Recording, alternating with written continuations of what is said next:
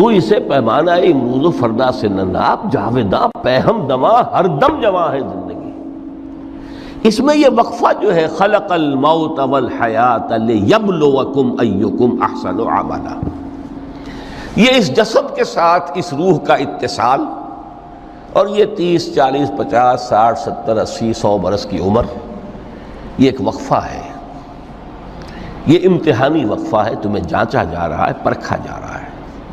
ایکم احسن عملا، اس کو بھی اقبال نے اسی نظم میں خوب بیان کیا ہے کہ قلزم ہستی سے تو ابھرا ہے مانند حباب، اس نیا خانے میں تیرا امتحان ہے زندگی۔ اب اگر تو دو چیزیں انسان پر واضح رہیں، اور نہ صرف واضح رہیں، مستحضر رہیں۔ واضح تو ہو جاتی ہے ایک چیز، پھر آدمی بھول جاتا ہے تو کوئی فائدہ نہیں دیتا اس کے۔ مستحضر ایک یہ کہ اصل زندگی آخرت کی زندگی ہے، طویل ہے۔ بل توسرون الحیات الدنیا والآخرۃ خیر وابقیٰ کلا بل تحبون العاجلہ وتذرون الآخرہ، تم اس عاجلہ کو پسند کرتے ہو، اس دنیا کی زندگی کو تم ترجیح دیتے ہو، جبکہ آخرت ہے جو باقی رہنے والی ہے، ابدی۔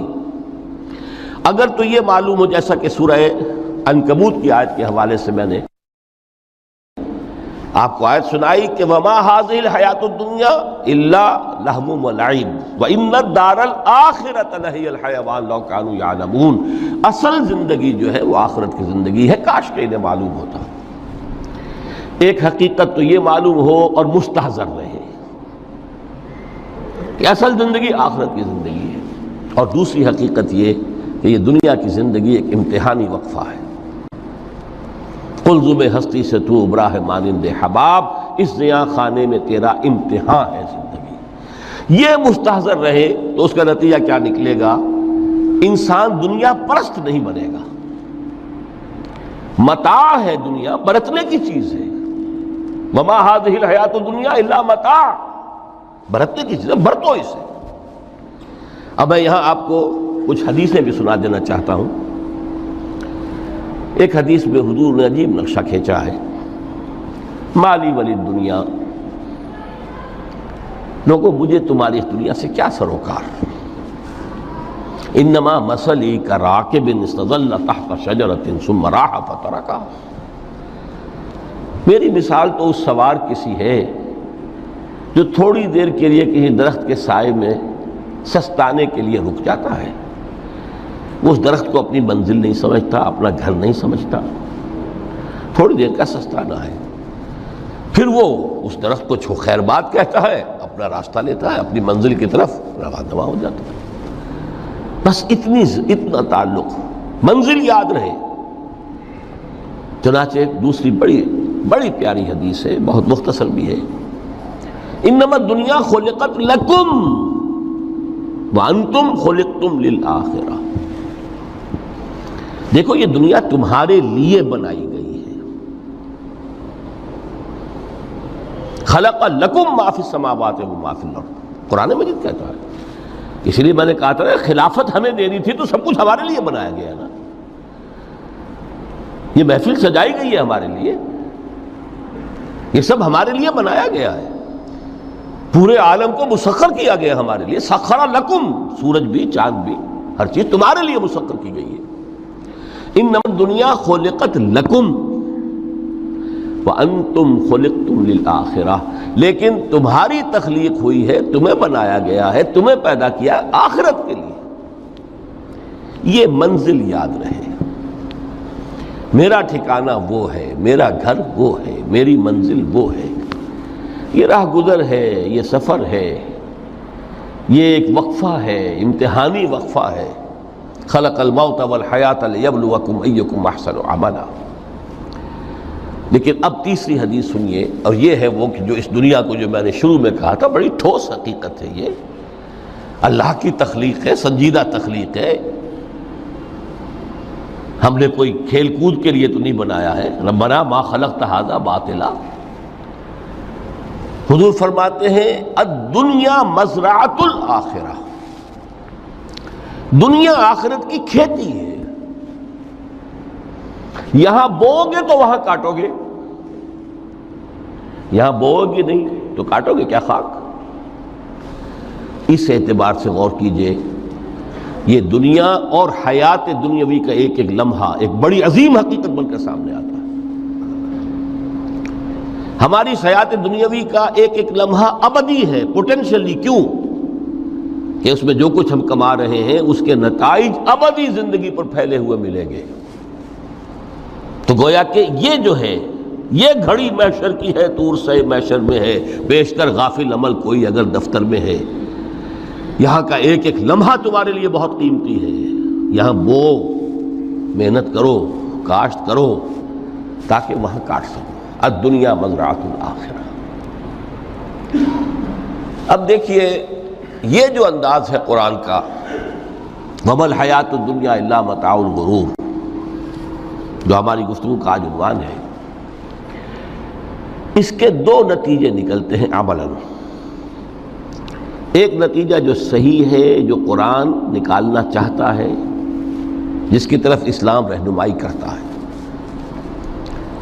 ایک ہے بالکل منفی نتیجہ جس کی اسلام نفی کرتا ہے۔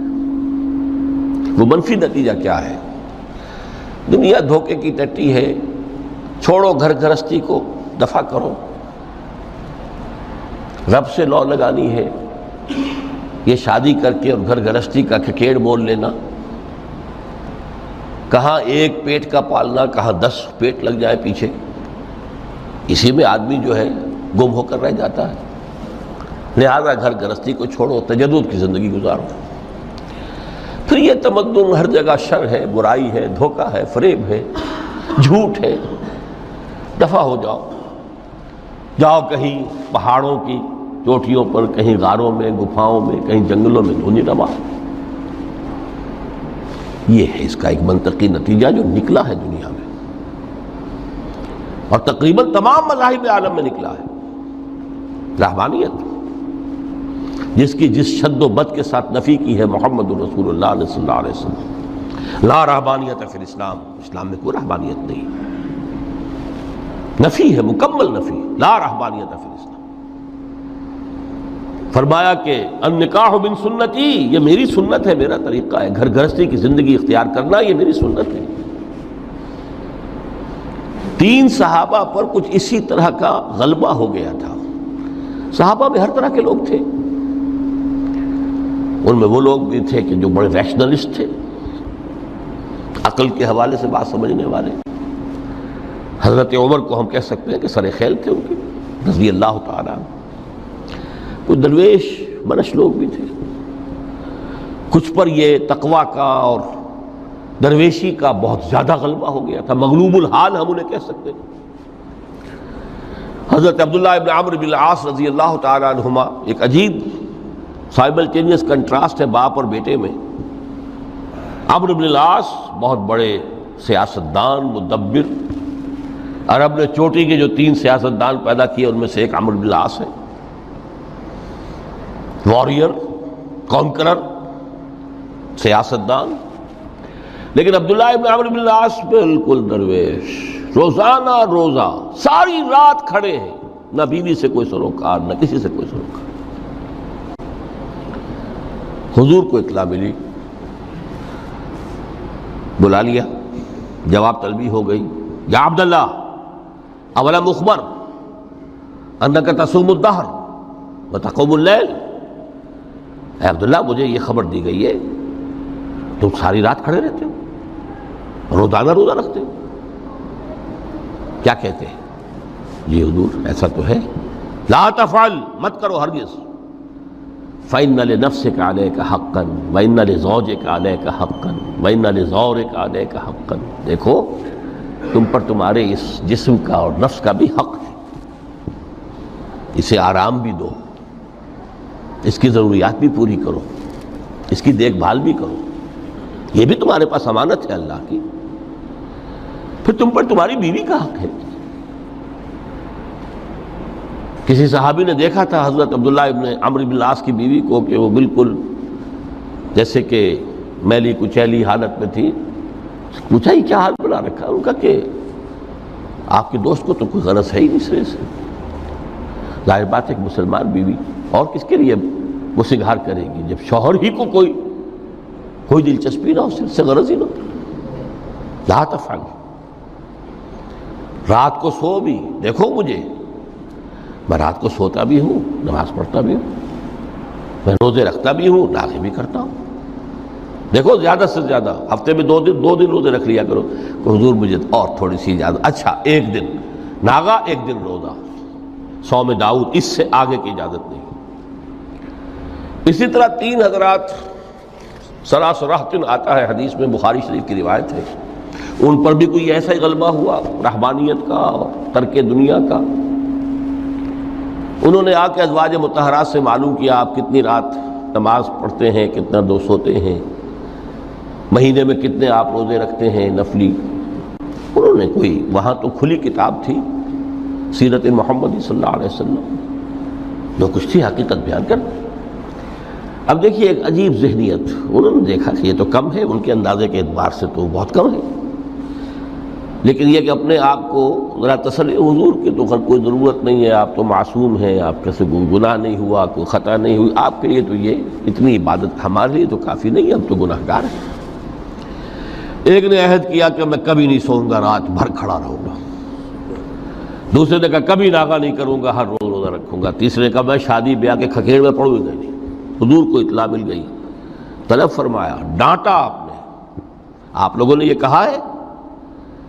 جی ہاں ہم نے کہا تو ہے. واللہ، خدا کی قسم، میں تم میں سب سے بڑھ کر متقی ہوں، لیکن میں رات کو سوتا بھی ہوں اور نماز بھی پڑھتا ہوں، روزے رکھتا بھی ہوں، ناغے بھی کرتا ہوں. میری گھر گرستی کی زندگی ہے، میری بیویاں ہیں. من رغب عن سنتی فلیس منی، یہ ٹکڑا جو جوڑ دیا جاتا ہے نکاح کے خطبے میں اس حدیث کے ٹکڑے کے ساتھ، یہ 2 علیحدہ حدیث ہے بالکل، النکاح من سنتی، اور یہ ٹکڑا اس طویل حدیث کا ہے، من رغب عن سنتی فلیس منی، جو میری سنت کو پسند نہیں کرتا پھر اس کا مجھ سے کوئی تعلق نہیں. یہ تو میں نے احادیث کے حوالے سے آپ کو وہ جو منفی طرز عمل، گریز، دنیا سے تعلق منقطع کرنا، پسپائی، گریز، فرار، اور اس کا نتیجہ کیا نکلتا ہے کہ دنیا پھر شریروں کے لیے رہ گئی، کھیلیں کودیں عیش کریں. جو سلیم الفطرت نیک لوگ تھے وہ تو گئے، لہذا ان کو اب کوئی روک ٹوک کرنے والا ہی نہیں، کوئی پوچھنے تاشنے والا نہیں. ظالم جو چاہے ظلم کرے اور جس طرح چاہے شریر جو ہے شرارتیں کرے. قرآن مجید میں سورہ حدید اس اعتبار سے نہایت عظیم صورت ہے، نہایت عظیم صورت ہے کہ وہاں یہ آیت بھی بہت ہی شاندار انداز میں آئی ہے، متاع الغرور والی، خاصی طویل آیت بن کر آئی ہے. اور جیسا کہ میں نے عرض کیا 4 جگہ تو حیات دنیاوی کو کہا گیا ہے صرف لہو و لعب یا لعب و لہو، لیکن یہاں جو ہے آیت نمبر 20، اعلموا انما الحیات الدنیا لعب و لہو و زینت و تفاخر بینکم و تکاثر فی الاموال والاولاد. 5 الفاظ کے حوالے سے اس حیات دنیاوی کے کچھ حقائق بیان کیے گئے. عام طور پر سرسری طور پر لوگ گزر گئے ہیں. محاورتاً جب بھی آتا ہے معاملہ لہو و لعب، لعب و لہو، وہ تو 4 جگہ ہے، یہاں 3 الفاظ مزید آئے ہیں، اور ترکیب کیا؟ پہلے لعب ہے پھر لہو ہے. سورہ عنکبوت میں لہو و لعب یہ در حقیقت ایک طرح سے محاورے کی شکل اختیار کر گیا، تماشا اور کھیل، لیکن نہیں، یہاں ترتیب کچھ اور ہے. اس پر اگر آپ غور کریں گے تو یہ ایک عجیب سا نقشہ سامنے آتا ہے. حیات دنیاوی کے 5 ادوار، جن میں سے ہر دور میں ایک شے انتہائی اہم ہوتی ہے، توجہ کا مرکز بنی ہوتی ہے. ابتدائی دور ہے، بالکل بچہ بھی ہے، کھیل، بس لعب، اس کے سوا اسے کوئی زندگی سے سروکاری نہیں، زندگی کے تلخ حقائق ابھی اسے معلوم نہیں. بھوک لگی تو رو پڑے، ماں نے دودھ پلانا ہے، کھلانا ہے، ان سے تو کچھ نہیں کرنا اس نے، وہ لعب، کھیل. لیکن تھوڑا سا آگے چلتے ہیں، ٹین ایجر سٹیج میں جب داخل ہوتا ہے آدمی تو اب وہ نرا کھیل، معصومانہ کھیل نہیں رہتا، اس میں تلذذ، سینشول گریٹیفیکیشن کا عنصر شامل ہو جاتا ہے۔ اب اس کا کہا لہو، اعلموا انما الحیات الدنیا لعب و لہو۔ ذرا آگے بڑھیے تو انسان پر سب سے زیادہ دھن سوار ہو جاتی ہے، بناؤ سنگھار، میرا لباس فیشن کے مطابق ہو، کہیں ایسا نہ ہو مذاق اڑے۔ اپنے لباس کے بارے میں بہت کانشیس ہوگا، اپنے ہیئر کٹ کے بارے میں بہت کانشیس ہوگا، ہر چیز کے بارے میں بہت کانشیس۔ زینت، بناؤ سنگھار، آرائش، زیبائش۔ اس سے ذرا آگے گئے، تکاثر فی الاموال والاولاد، تفاخر بینکم۔ یہ سمجھیے کہ تقریباً 30 برس کی عمر جب انسان کی ہوتی ہے، اب فخر، تفاخر، یا دولت پر فخر ہوگا، یا نسب پر فخر ہوگا، یا اپنی کسی سیاسی حیثیت پر فخر ہوگا، اپنی چودراہٹ پر فخر ہوگا۔ تفاخر بینکم، جس میں جان میں چونکہ توانائی ہوتی ہے، قوت ہوتی ہے، لیکن اس کے بعد جب عمر ڈھلی بڑا ریئلسٹک ہو جاتا ہے انسان۔ پھر یہ جو چوتھی سٹیج تھی، اس میں تو یہ کہ مونچھ نیچی نہ ہو، چاہے سب کچھ میں اپنا خرچ کر دوں، داؤ پہ لگا دوں، لیکن مونچھ نیچی نہیں ہوگی۔ آخری سٹیج وہ ہوتی ہے کہ پھر ہوکا لگ جاتا ہے آدمی کو، تکاثر فی الاموال والاولاد، مال اور اولاد کی کثرت کثرت کثرت۔ اب یہ ہوتا ہے کہ مونچھ نیچی کیا، مونڈ بھی دی جائے تو کوئی حرج نہیں، مال آنا چاہیے، ویری ریئلسٹک۔ اور اسی حال میں انسان ہوتا ہے۔ آخری پارے کی صورت نے پھر اس میں ایڈ کر کے اس کے اوپر مہر لگا دی، الہاکم التکاثر حتی زرتم المقابر۔ یہ تکاثر جو ہے پیچھا نہیں چھوڑتا۔ اتنی دولت بھی ہے کہ آپ کی 10 نسلیں کھا سکے اطمینان سے بیٹھ کر، تب بھی صبر نہیں ہوتا۔ بڑے میاں کی ٹانگیں جو ہیں وہ قبر میں لٹکی ہوئی ہیں، لیکن تکاثر جو ہے، تکاثر مال، وہ پیچھا نہیں چھوڑتا۔ حتی زرتم المقابر، یہاں تک کہ قبروں تک جا پہنچے، قبر میں اتار دیا جائے، جب تک ٹانگیں صرف لٹکی ہوئی ہیں اس وقت تک نہیں۔ اس کے بعد تشبیہ دی ہے کہ یہ حیات دنیاوی کا جو ایک سائیکل ہے، اعلموا انما الحیات الدنیا لعب و لہو و زینت و تفاخر بینکم و تکاثر فی الاموال والاولاد۔ اب اس کو کمپیئر کیا ہے پلانٹ کنگڈم میں جو سائیکل چل رہا ہے۔ یہ ہمارا سائیکل ہے 60-70 برس کا، بچہ پیدا ہوا، خوشیاں منائی گئیں، پھر وہ لڑکپن سے، پھر ٹین ایجر سٹیج سے، پھر جوانی ہے، پھر ادھیڑ عمر ہے، اور پھر بڑھاپا ہے، اور پھر قبر میں اتارا جانا ہے۔ لیکن یہ کہ پلانٹ کنگڈم میں سائیکل چلتی ہے، کمثل غیث اعجب الکفار نباتہ ثم یہیج فتراہ مصفرا ثم یکون حطاما۔ یہ 4 سٹیج ہیں۔ جیسے بارش برستی ہے تو سبزہ نمودار ہوتا ہے، اور کاشتکار کو بڑا اچھا لگتا ہے، اس نے بیج بویا تھا، اس نے محنت کی تھی، اس نے ہل چلایا تھا، اعجب الکفار نباتہ، اس کو بہت اچھا لگتا ہے، دل باغ باغ ہو جاتا ہے۔ جیسے آپ کے ہاں بیٹا ہوا، پوتا ہوا، خوشیاں مناتے ہیں آپ۔ کمثل غیث اعجب الکفار نباتہ ثم یہیج، پھر وہ فصل اپنی پوری قوت کو پہنچتی، فصل لہرا رہی ہے، فتراہ مصفرا، پھر وہ زرد ہو جاتی ہے، وہ ہریاول اب ختم ہوئی، اب فصل پک گئی ہے، اب وہ زردی پر آ گئی ہے۔ ثم یکون حطاما، پھر وقت آتا ہے، اگر وہ خضرو گھاس ہے تو پھر وہ چورا چورا ہو کر پھر وہ مٹی میں مل جاتی ہے، اور اگر فصل ہے تو کھیتی کٹ گئی، اس کے بعد کیا رہ گیا وہاں، وہ چورا ہی رہ جاتا ہے باقی۔ یہ لائف کا سائیکل چل رہا ہے، 3 مہینے کا ہو، 4 مہینے کا ہو، یہ ہے پلانٹ کنگڈم کا، وہ ہے سائیکل انسانی زندگی کا۔ اب فرمائی ٹیپ کی بات جو ہے وفی الآخرۃ عذاب شدید ومغفرۃ من اللہ ورضوان۔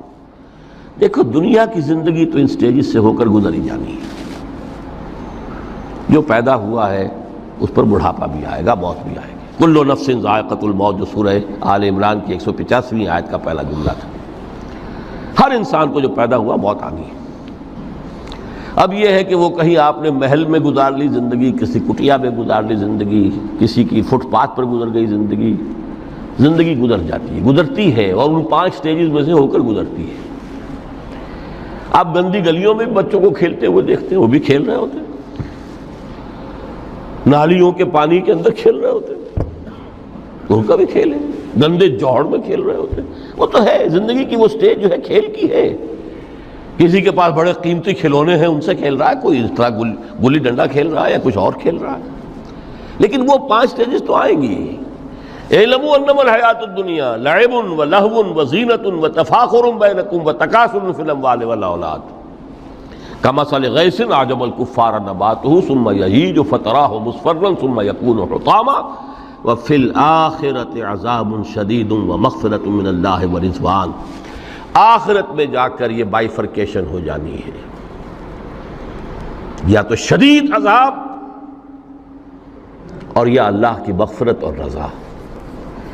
Now the choice is yours، اما شاکرا و اما کفورا، فیصلہ تم خود کر لو۔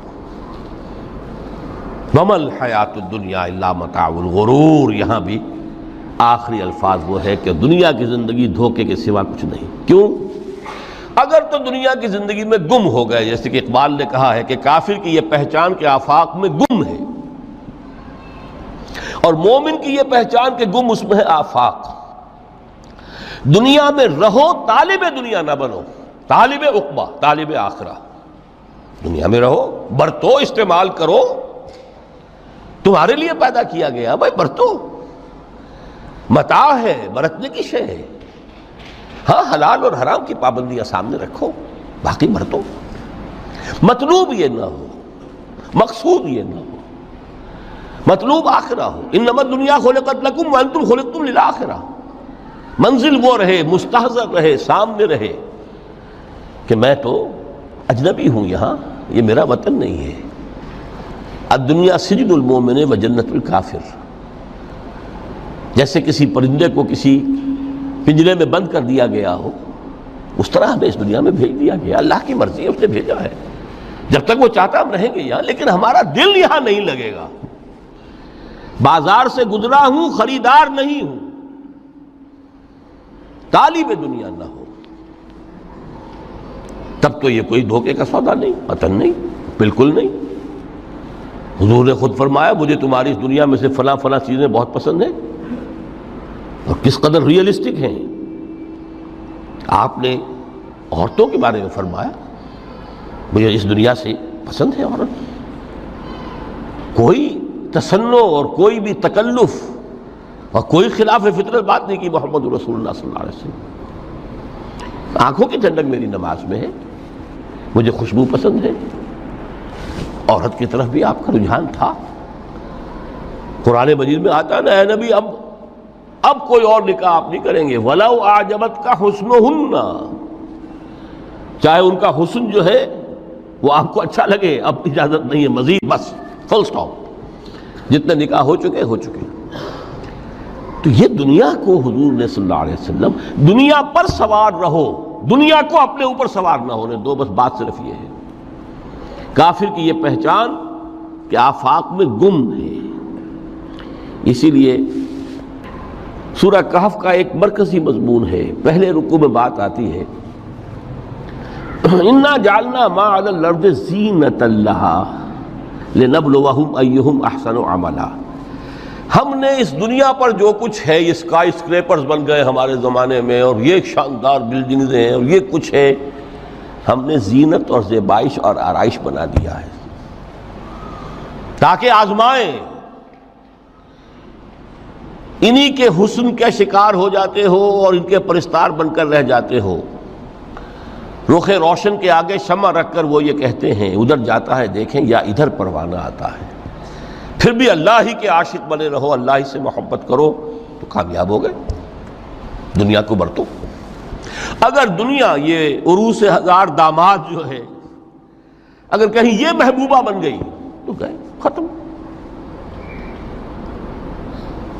اچھا دیکھیے اس سورہ حدید میں اب یہ دنیا کی حقیقت کو اس طرح بیان کر کے دو نتیجے جو اس سے نکلتے ہیں ان کو علیحدہ علیحدہ بیان کر دیا. ایک نتیجہ جو میں بیان کر چکا رہبانیت ترک دنیا، اس کی نفی کرتے ہوئے فرمایا وَلَقَدْ أَرْسَلْنَا نُوحًا وَإِبْرَاهِيمَ وَجَعَلْنَا فِي ذُرِّيَّتِهِمَا النُّبُوَّةَ وَالْكِتَابَ فَمِنْهُمْ مُهْتَدٍ وَكَثِيرٌ مِّنْهُمْ فَاسِقُونَ ثُمَّ قَفَّيْنَا عَلَىٰ آثَارِهِمْ بِرُسُلِنَا وَقَفَّيْنَا بِعِيسَى ابْنِ مَرْيَمَ وَآتَيْنَاهُ الْإِنجِيلَ وَجَعَلْنَا فِي قُلُوبِ الَّذِينَ اتَّبَعُوهُ رَأْفَةً وَرَحْمَةً وَرَهْبَانِيَّةً ابْتَدَعُوهَا مَا كَتَبْنَاهَا عَلَيْهِمْ. اصل مضمون یہ تھا جس کے لیے تمہید اتنی لمبی باندھی. ہم نے نوح کو بھیجا، ابراہیم کو بھیجا، ان کی اولاد میں ہی نبوت اور کتاب رکھ دی. پھر ان کے نقش قدم پر ہم نے اٹھایا عیسیٰ ابن مریم کو، انہیں انجیل دی، اور جو لوگ ان پر ایمان لائے ان کے دلوں میں رحمت اور رافت کے جذبات پیدا کر دیے، انسانی ہمدردی. حضرت عیسیٰ کا جو اپنا مزاج تھا ظاہر بات ہے کہ آپ کے حواریین اور آپ پر ایمان لانے والوں میں اسی کا ایک عکس پیدا ہونا تھا، لہذا وہ ایک خاص کیفیت. لیکن فرمایا ایک شے کو انہوں نے بدعت کے طور پر ایجاد کر لیا، وَرَهْبَانِيَّةً ابْتَدَعُوهَا مَا كَتَبْنَاهَا عَلَيْهِمْ. رہبانیت کی انہوں نے بدعت ایجاد کر لی، یہ انہوں نے کی ہے، ہم نے یہ ان پر فرض نہیں کی تھی. یہ ہے وہ منفی نتیجہ. گریز، خانقاہوں میں جا کر بیٹھ جاؤ، موناسٹسزم، تجرد کی زندگی گزارو.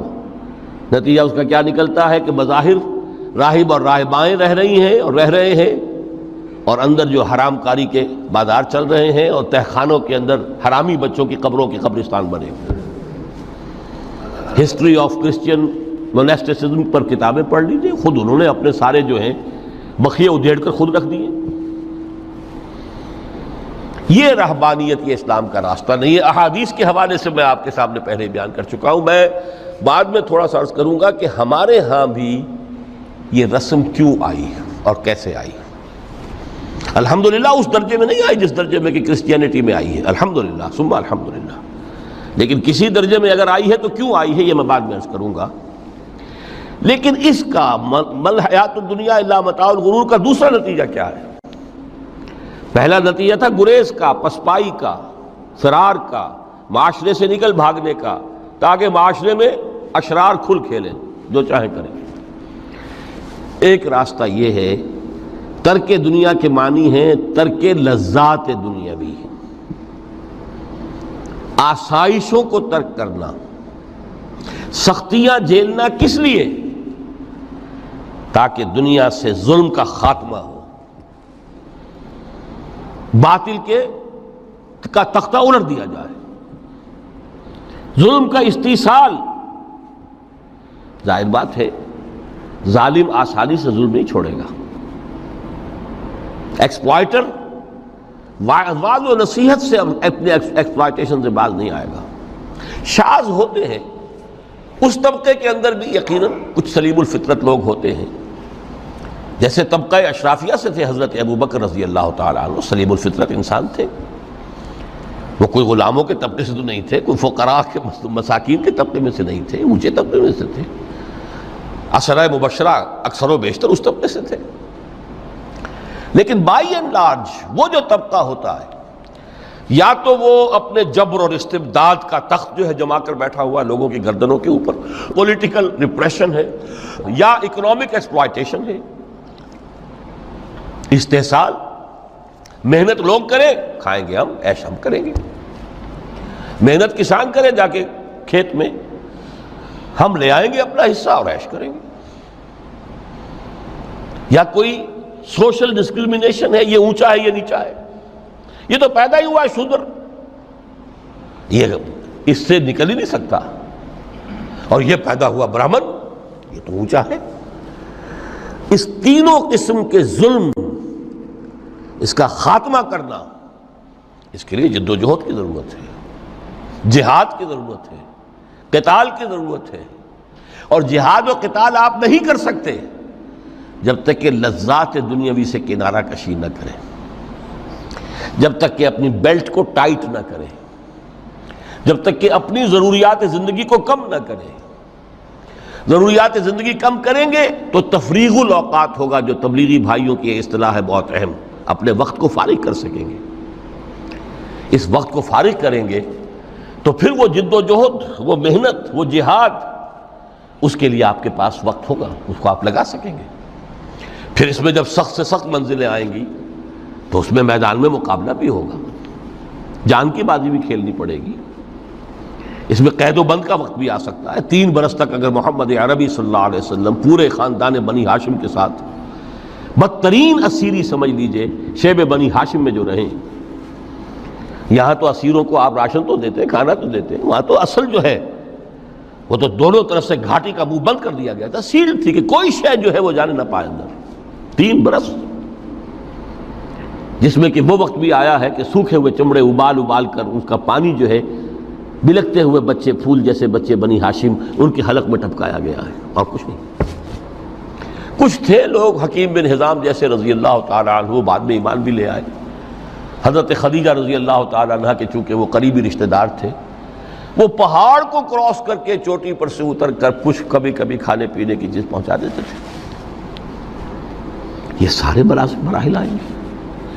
یہ جو ہے یہ مثبت ہے۔ ترک دنیا وہ نہیں۔ ترک دنیا سے مراد دنیا کی لذتوں سے، دنیا کی آسائشوں سے، ان سے آدمی اپنے آپ کو پیچھے ہٹائے، ان کو چھوڑے، ان کو ترک کرے، تاکہ اپنا وقت، اپنا مال، اپنی صلاحیتیں صرف کر سکے۔ کس کام کے لیے؟ اب اس کے لیے دیکھیے آیت نمبر 25 ہے یہ سورہ حدید کی۔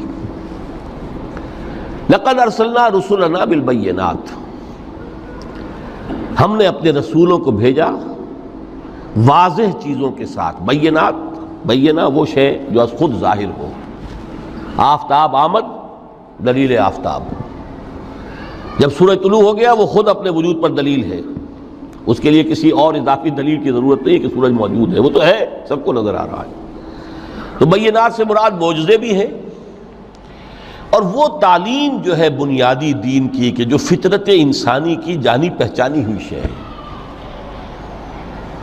دونوں پر اس کا اطلاق ہو جائے گا۔ لقد ارسلنا رسلنا بالبینات وانزلنا معهم الکتاب والمیزان، اور ہم نے ان کے ساتھ کتاب اتاری، میزان اتاری۔ یہ سب کچھ کس لیے کیا؟ لیقوم الناس بالقسط، تاکہ لوگ عدل پر قائم ہوں۔ یہ ہے سول آبجیکٹو۔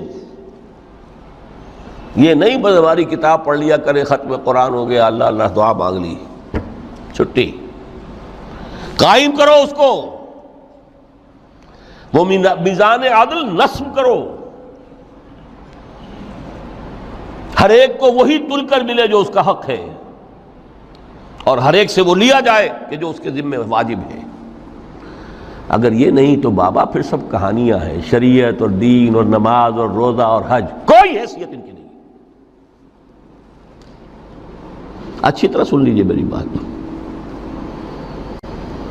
قرآن مجید میں کہلوایا گیا حضور سے، قل یا اہل الکتاب لستم علی شیء حتی تقیموا التوراۃ والانجیل وما انزل الیکم من ربکم۔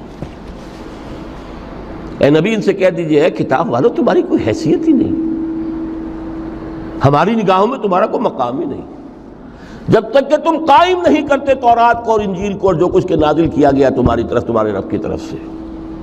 قائم کرو، پھر آؤ ہم سے بات کرو، ہم سے دعا کرو، ورنہ دفع ہو جاؤ۔ Nothing doing. They don't care for you.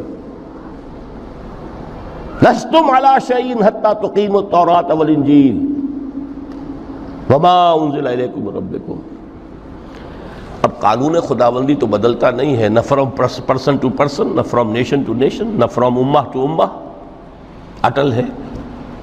وَلَن تَجِدَ لِسُنَّتِ اللَّهِ تَبْدِيلًا وَلَن تَجِدَ لِسُنَّتِ اللَّهِ تَحْوِيلًا۔ سنت اللہ تو ایک ہے۔ اب اس آیت کو ذرا پڑھیے، قُلْ يَا أَهْلَ الْقُرْآنِ لَسْتُمْ عَلَىٰ شَيْءٍ حَتَّىٰ تُقِيمُوا الْقُرْآنَ۔ وما انزل الیکم من ربکم، کہہ دو اے محمد کہ اے قرآن والو تمہاری کوئی حیثیت نہیں ہے ہمارے سامنے جب تک کہ تم قرآن کو قائم نہیں کرو۔ پڑھ لو اور اس کے قرات کے مقابلے منعقد کرا لو اور سونے کے تاروں سے اسے لکھ لو اور اس کو جو چاہو کر لو، کوئی حیثیت نہیں۔ قائم کرو اس قرآن کو، اس کے نظام کو، اس کے قانون کو، جو حضرت ابوبکر نے فرمایا تھا پہلا خطبہ جو دیا ہے آپ نے بیعت خلافت کے بعد، تم میں ہر قوی میرے نزدیک ضعیف ہوگا جب تک کہ اس سے حق وصول نہ کر لوں، اور ہر ضعیف قوی ہوگا جب تک کہ اسے اس کا حق دلا نہ دوں۔ سورہ شورى میں حضور سے کہلوایا گیا قل وَأُمِرْتُ لِأَعْدِلَ بَيْنَكُمْ، مجھے یہ حکم ہوا ہے کہ میں تمہارے مابین عدل قائم کروں۔ میں واعظ بن کر نہیں آیا، میں بدھ مت کے بھکشو بنانے کے لیے نہیں آیا تمہیں۔ ہاں انقلابی عمل میں ایک مرحلہ آتا ہے، بدھ مت کے بھکشو بننا پڑتا ہے کچھ عرصے کے لیے، تیاری کا مرحلہ، وہ میں ابھی بعد میں ذرا بیان کر دوں گا، لیکن مستقل نہیں ہے یہ بدھ مت کے بھکشو۔ یہ بدماش جس طرح چاہیں کھل کھیلیں، ظالم جس طرح چاہیں لوگوں پر ظلم کرتے رہیں، تشدد اور جبر کا جس طرح سے چاہے معاملہ کریں، استحصالی نظام جس طرح ہوتا ہے چلتا رہے۔ شاہ ولی اللہ دہلوی رحمۃ اللہ علیہ کے الفاظ میں انسانوں کی عظیم اکثریت ڈھور ڈنگر بن جائے، صبح سے لے کے شام تک کمر توڑ دینے والی مشقت کے بعد بمشکل 2 وقت کی روٹی ملتی ہو، اس کا کبھی خیال اسے اللہ کا آئے گا؟ کبھی اللہ سے لو لگا سکے گا؟ دنیا نے تیری یاد سے بیگانہ کر دیا تو اس سے بھی دل فریب ہے غم روزگار کے۔ اس لیے حضور نے فرمایا کاد الفقر ان یکون کفرا، یہ فقر جو ہے یہ تو انسان کو کفر تک پہنچا دیتا ہے۔ عدل قائم کرو۔ تو دیکھیے یہ آیت انتہائی گمبھیر آیت ہے قرآن مجید کی سورہ حدید کی، جس طرح وہ آیت متاع الغرور والی جس شان کے ساتھ سورہ حدید میں آئی ہے، اعلموا انما الحیات الدنیا لعب ولہو وزینۃ وتفاخر بینکم وتکاثر فی الاموال والاولاد کمثل غیث اعجب الکفار نباتہ ثم یہیج فتراہ مصفرا ثم یکون حطاما وفی الآخرۃ عذاب شدید ومغفرۃ من اللہ ورضوان وما الحیات الدنیا الا متاع الغرور۔ لیکن اس کا نتیجہ کیا نکلنا چاہیے؟ لقد ارسلنا رسلنا بالبینات وانزلنا معهم الکتاب والمیزان لیقوم الناس بالقسط۔ Now prepare for the shock۔ میرے نزدیک، میرے علم کی حد تک شاید دنیا کی کوئی انقلابی کتاب نہ ہو جس نے اس قدر عریاں طور پر کھل کر یہ کہا ہو کہ ظالموں کی سرکوبی کرو، کچلو ان کے سر۔ وانزلنا الحدید، ہم نے لوہا بھی اتارا ہے۔ ایک وقت آتا ہے ظلم نہیں ختم ہوتا جب تک کہ لوہے کی طاقت ہاتھ میں نہ آئے۔ انزلنا الحدید، ہم نے صرف کتاب ہی نہیں اتاری ہے، لوہا بھی اتارا ہے۔ فیہ باس شدید، اس میں جنگ کی صلاحیت ہے۔ ومنافع للناس، لوگوں کے لیے کچھ اور منفعتیں بھی ہیں، کوئی توا پرات چمٹا یہ بھی بنا لو، ٹھیک ہے، لیکن اصلاً یہ اسلحہ کے لیے۔ وانزلنا الحدید، اسی تو سورہ حدید کا نام حدید ہے۔ فیہ باس شدید ومنافع للناس ولیعلم اللہ من ینصرہ ورسلہ بالغیب، اللہ دیکھنا چاہتا ہے کون ہے اس کے وفادار بندے جو اس لوہے کی طاقت کو ہاتھ میں لے کر مدد کرتے ہیں اس کی اور اس کے رسولوں کی غیب میں ہونے کے باوجود۔ ان اللہ قوی عزیز، ویسے اللہ قوی ہے، عزیز ہے، آنے واحد میں کفر کو ختم کر دے جب چاہے، آنے واحد میں ظالموں کا ظلم جو ہے وہ ختم کر کے رکھ دے، وہ سب کچھ کر سکتا ہے۔ لیکن پھر تمہاری آزمائش کیسے ہوگی؟ کیسے معلوم ہوگا ہوز ہو، کس کا کیا مقام تھا، کس کے پاس کتنا یقین کا سرمایہ تھا، کس کے ایمان کی گہرائی اور گہرائی کا کیا عالم تھا، کس نے ہمارے دین کے لیے کیسی کیسی قربانیاں جھیلی ہیں۔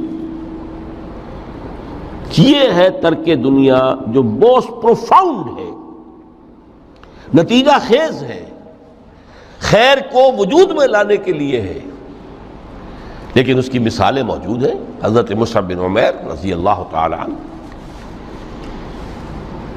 ایام جاہلیت میں کہا جاتا ہے ان کا جوڑا جو ہے شام سے تیار ہو کر آتا تھا، جیسے کبھی مشہور ہے کہ پنڈت نہرو کا بھی کپڑے سل کر آتے تھے پیرس سے۔ موتی لال نہرو کا بیٹا، اور موتی لال نہرو وہ تھا کہ وائس رائے کی پہلی کار آئی ہے ہندوستان میں تو دوسری کار موتی لال کی آئی، اس کا بیٹا، اس کے کپڑے پیرس سے سل کر آتے تھے۔ مصعب بن عمیر کے کپڑے شام سے تیار ہو کر آتے تھے، اور وہ ہمیشہ عطر میں بسے ہوئے ہوتے تھے۔ جہاں سے گزر گئے معلوم ہوا کہ پوری گلی جو ہے وہ مہک اٹھی، معلوم ہو جائے کہ مصعب گزرا ہے یہاں سے۔ ایمان لائے محمد رسول اللہ پر صلی اللہ علیہ وسلم۔ باپ فوت ہو چکا تھا، اس کی چھوڑی ہوئی دولت تھی، ماں تھی، لیکن وہ خاندان کا نظام، چچا تھا سربراہ، وہ بدترین کافر۔ اس نے پہلے سمجھایا ہوگا 100 طریقے آزما کے، پھر آخری بار اس نے آزمایا کہ جس دولت کے اوپر تم عیش کر رہے ہو یہ تمہارے مشرک باپ کی دولت ہے، نکل جاؤ گھر سے۔ انہوں نے سمجھا تھا جیسے سورہ صافات میں آتا ہے فَأَرَادُوا بِهِ كَيْدًا فَجَعَلْنَاهُمُ الْأَسْفَلِينَ، انہوں نے حضرت ابراہیم کے بارے میں سمجھا تھا جب دیکھیں گے کہ آگ تیار ہو رہی ہے اور یہ اس میں مجھے ڈال دیں گے تو سب یہ نشہ حرن ہو جائے گا، یہ توحید وحید سب ہوا ہو جائے گی۔ لیکن ہوا کیا؟ بے خطر کود پڑا آتش نمرود میں، عشق عقل ہے محو تماشائے لبے بام ابھی۔ اس نے تو یہ دھمکی دی تھی کہ دن میں تارے نظر آ جائیں گے مصعب کو، ناز و نام میں پلا ہوا انسان، اسے کہہ دیا جا نکل جاؤ گھر سے۔ اٹھ کر چلنے لگے، اس کا تیش جو ہے اور اچھا یہ کپڑے بھی اسی مشرک باپ کے ہیں، اتارو ان سب کو۔ مادر ذات برہنہ ہو کر گھر سے نکلے، مادر ذات۔ پھر وہی ہے کہ جن کے نام قرائے فال بنام من دیوانہ زدند، کہ بیعت عقبہ اولا ہوئی ہے، لوگوں نے کہا کہ ہمیں کوئی مقری دیجئے قرآن پڑھانے والا جو ہمیں قرآن پڑھائے۔ حضور نے فرمایا جاؤ مصعب۔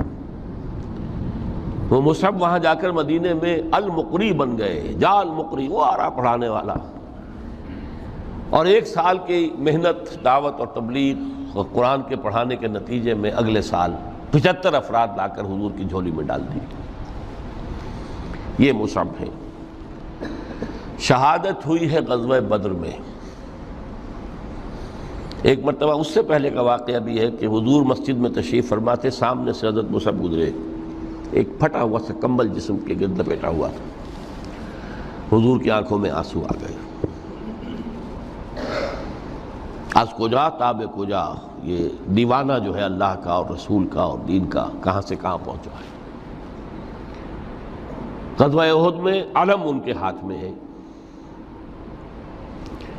جس ہاتھ میں علم ہے وار پڑا، کٹ گیا، دوسرے سے پکڑا، اس کو بھی کٹ گیا، پھر دونوں جتنے بچ گئے تھے حصے ان سے سنبھالا، پھر شہید ہو گئے۔ جسم پر صرف ایک چادر تھی، اوپر سے جسم ننگا تھا، صرف ستر کے لیے چادر۔ دفن کرنے لگے تو مسئلہ ہی پیش آ گیا کہ چونکہ شہید کے تو کفن جو ہے اس کا اپنا جو بھی لباس پہنا ہو شہادت کے وقت، حضور سے کہا گیا کہ حضور مصعب کی چادر تو اتنی چھوٹی ہے کہ سر ڈھانپتے ہیں تو پیر کھل جاتے ہیں، پیر ڈھانپتے ہیں تو سر کھل جاتے ہیں۔ فرمایا سر کو چادر سے ڈھانپ دو اور پیروں پر اذخر گھاس لا کر ڈال دو، یہ آخری لباس نصیب ہوا ہے۔